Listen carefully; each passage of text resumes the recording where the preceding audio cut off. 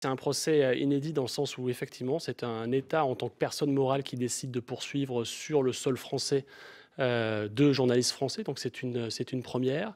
Nous sommes évidemment inquiets parce que c'est une vraie atteinte à la liberté de la presse. C'est un État avec ses moyens d'État qui attaque une diffusion sur un service public d'une enquête indépendante. Effectivement, c'était un reportage qui s'appelait Mon président est en voyage d'affaires où j'avais suivi François Hollande sur 2 déplacements en Azerbaïdjan et au Kazakhstan.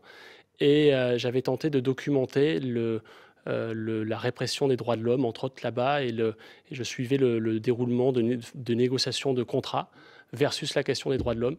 Et pour cette enquête-là, j'ai eu à interviewer de nombreux opposants politiques ou de journalistes qui sont aujourd'hui, pour certains, encore en prison. Alors vous, demain, donc ça Certains sera prisons. à Nanterre, mais ce n'est pas la première fois quand même que aussi l'État d'Azerbaïdjan s'intéresse à vous, puisque je crois que dès la fin de votre reportage à l'aéroport, ça s'est mal passé, hein. Oui, en fait, j'ai eu la mauvaise idée de rester sur place en Azerbaïdjan, à Bakou, après le départ du président de la République, qui lui enchaînait d'autres visites dans la région.